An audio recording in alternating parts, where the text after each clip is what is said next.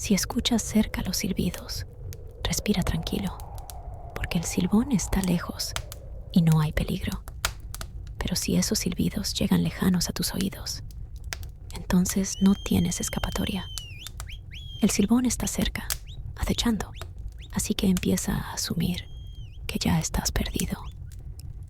Así comienza la leyenda que ha aterrorizado a los llanos de Venezuela y Colombia por generaciones. Sentaos aquí, cerca del fuego.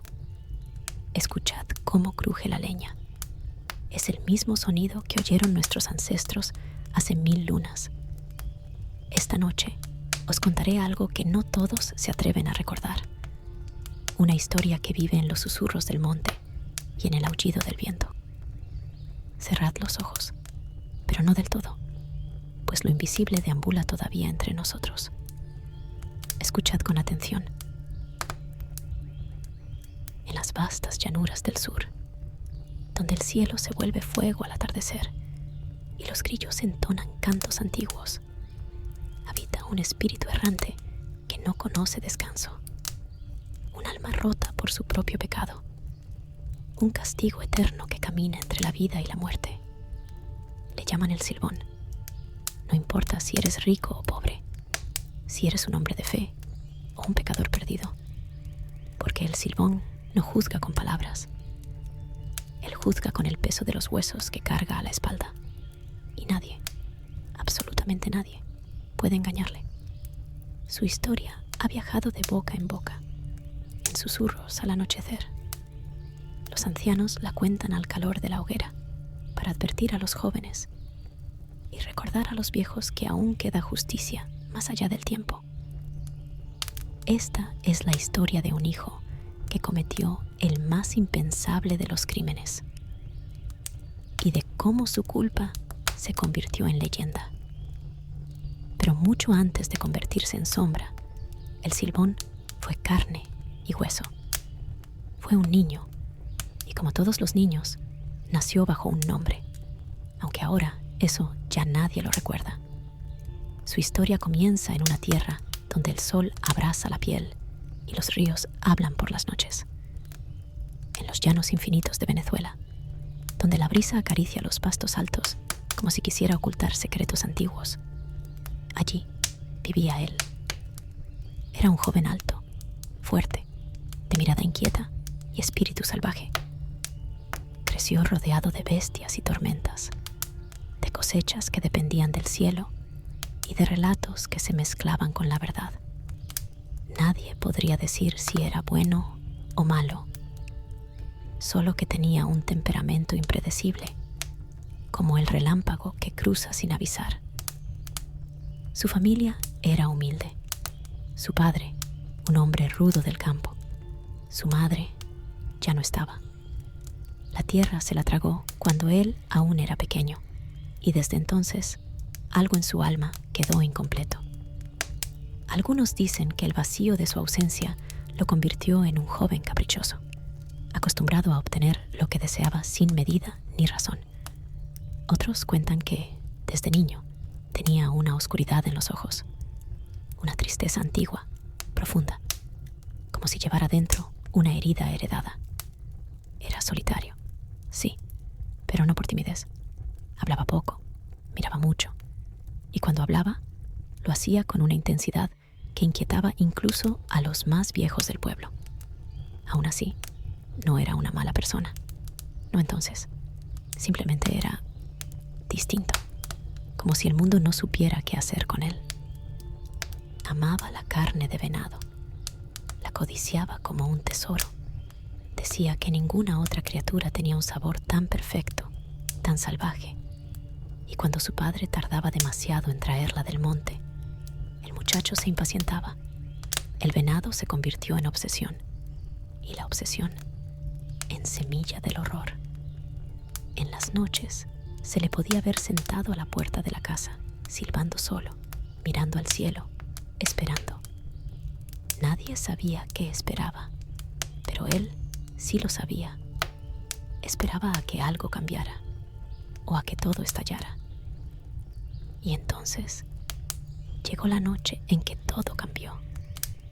la noche en que el muchacho dejó de ser hombre para convertirse en leyenda. Aquel día, el hambre apretaba fuerte.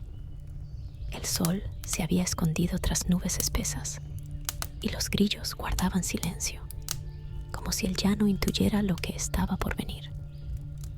El joven llevaba horas esperando. Su padre había prometido volver con carne de venado, pero llegó con las manos vacías. No encontré nada, dijo el padre, con la voz cansada del que ha caminado bajo tormenta. Pero al muchacho no le bastó esa respuesta. En sus ojos ya no había espera, ni comprensión, solo rabia. Una rabia antigua, enterrada durante años. La rabia del abandono, del vacío, de la madre muerta, de los silencios del padre, del hambre, de la carne prometida y nunca traída. Dicen que no gritó, que no discutieron, que simplemente lo hizo. Tomó el cuchillo, lo hundió una vez y otra y otra. Y mientras lo hacía, no lloraba, no temblaba, estaba en calma, una calma terrible. Cuando la sangre dejó de brotar, el joven se quedó quieto, contemplando el cuerpo de su padre como quien mira algo ajeno, lejano. No entendía del todo lo que había hecho, o quizás sí, quizás lo había entendido desde siempre. No huyó, no pidió perdón, solo recogió los huesos, uno a uno, como si fueran parte de un ritual. Los limpió, los envolvió, los metió en un saco, y desde entonces ese saco se convirtió en su única compañía. Fue el viejo quien lo encontró, el abuelo del muchacho, un hombre de rostro curtido por el sol y las pérdidas, de ojos como cuchillas gastadas por los años. Cuando vio el cuerpo sin vida de su hijo, desangrado en el suelo, supo al instante lo que había ocurrido. No hubo dudas, no hubo confusión. La oscuridad que durante años creció en el corazón del nieto, por fin se había desbordado. El anciano no gritó, no lloró, solo miró al joven y luego al cielo. Y entonces, con la voz temblorosa pero firme, como quien invoca a las fuerzas del monte y del viento, pronunció la sentencia: escúchame bien, alma maldita.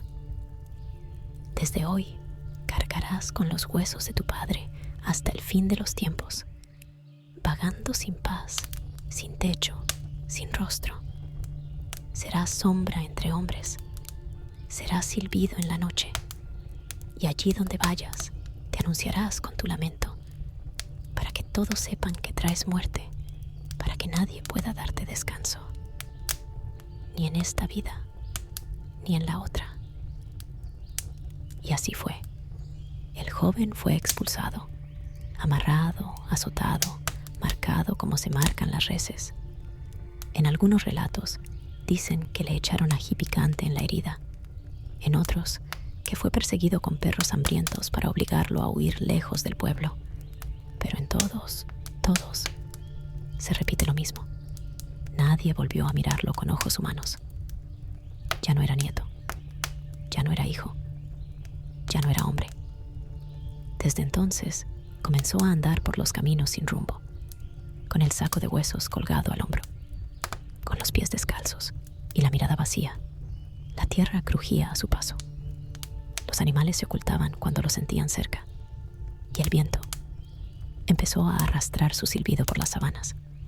No hablaba, no dormía, no comía, solo silbaba. Un silbido agudo, inconfundible, como el canto agónico de un pájaro herido, como el eco de la culpa. El muchacho ya no estaba. Lo que quedaba era el silbón. Dicen que al principio todavía conservaba algo de carne, un cuerpo débil, desgastado por el hambre y la soledad, pero aún humano. Aún pisaba la tierra, aún dejaba huellas, pero con cada paso que daba, con cada noche sin descanso, algo en él iba desapareciendo. Poco a poco, el muchacho que una vez fue se fue desdibujando entre las sombras. El viento lo envolvía. Las raíces se abrían para no tocar sus pies. Los animales del llano huían sin razón aparente. Las ramas se quebraban solas a su paso, como si la selva entera quisiera apartarse de su presencia. Ya no comía, no lloraba, no recordaba su nombre. Solo el peso del saco y el silbido eterno. Tan solo era ya una figura alargada, delgada hasta los huesos, con el rostro cubierto por sombras. A veces lo ven cruzando la llanura bajo la lluvia, con el saco colgado al hombro. Otras, recostado bajo un árbol seco, silbando hacia el horizonte, como si aún esperara algo que nunca llega. Su silbido se volvió su marca, su condena, su advertencia. Algunos dicen que su alma ya no le pertenece, que se volvió parte del llano mismo, un castigo viviente, condenado a vagar por toda la eternidad buscando redención o venganza. Desde entonces, el silbón no es solo una historia, es una advertencia que viaja con el viento, una sombra que se cuela por las rendijas de la noche, esperando que alguien lo escuche o lo desafíe. Pero recuerda, si lo escuchas silbar a lo lejos, corre, porque el silbón ya está contigo. Pero él no camina sin propósito. Su condena es moverse sin paz, pero también sin compasión. Con el tiempo, su presencia comenzó a sentirse como un juicio, como una justicia oscura que no viene de los hombres ni de los dioses, sino de la misma tierra. Los hombres que beben hasta olvidar el nombre de sus hijos, los que vuelven a casa tambaleando, con el olor de otra mujer en la ropa, aquellos que viven de la mentira, del abuso, del deseo desmedido. Esos son los elegidos.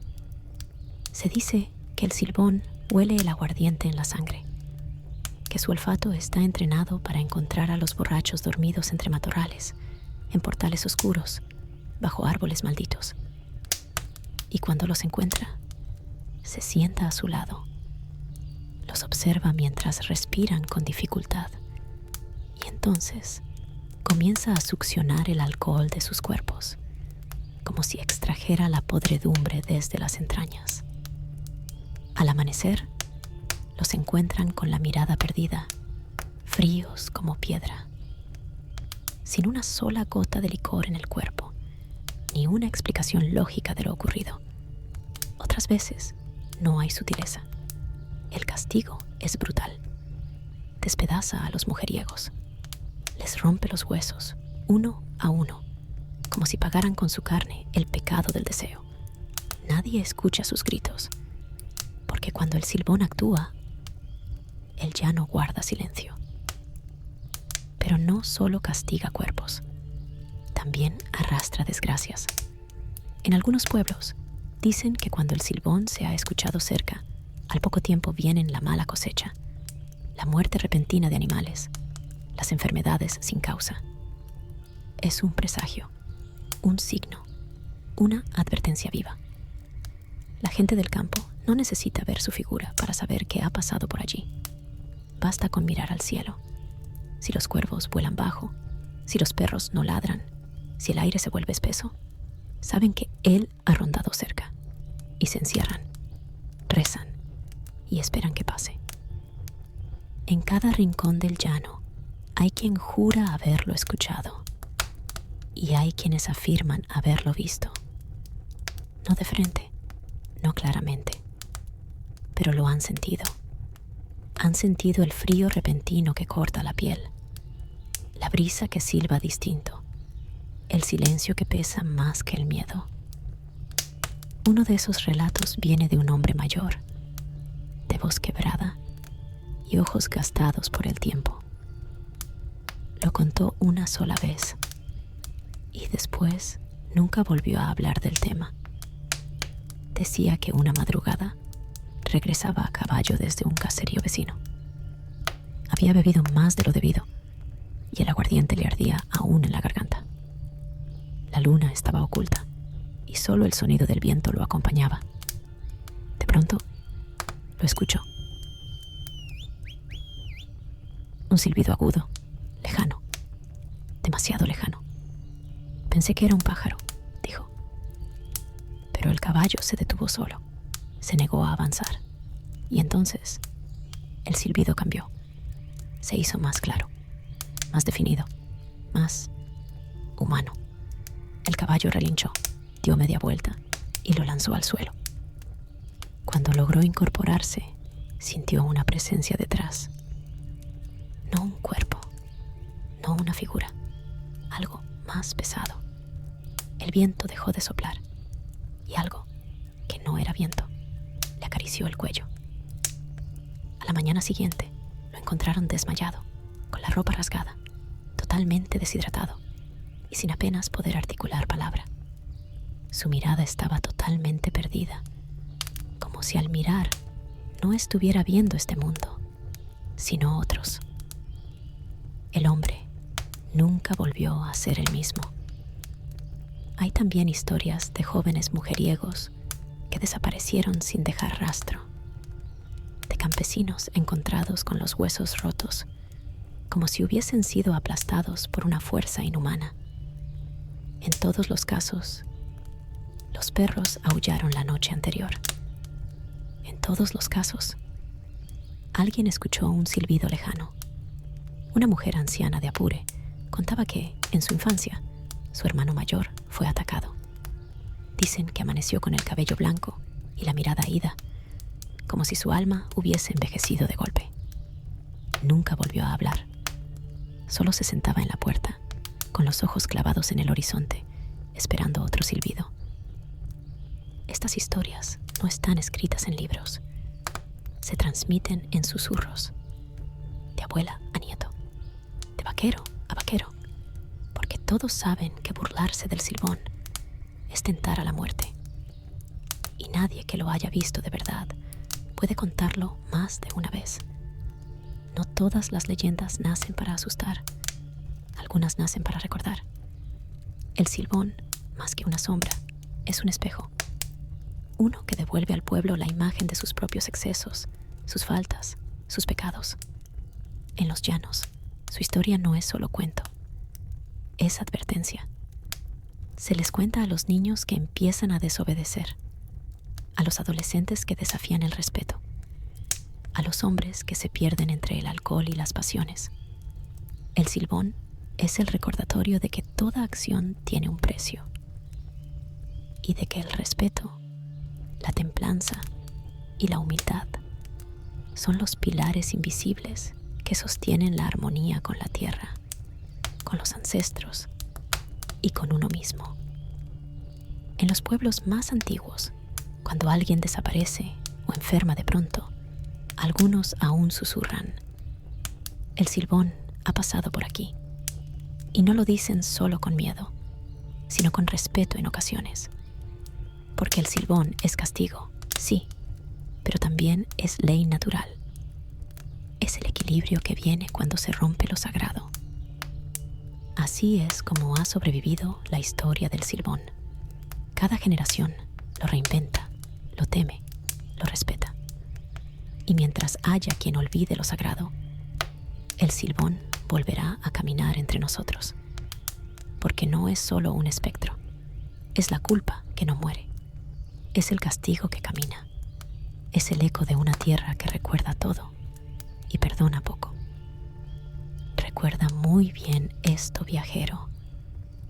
Si esta noche oyes un silbido muy cerca, puedes dormir tranquilo.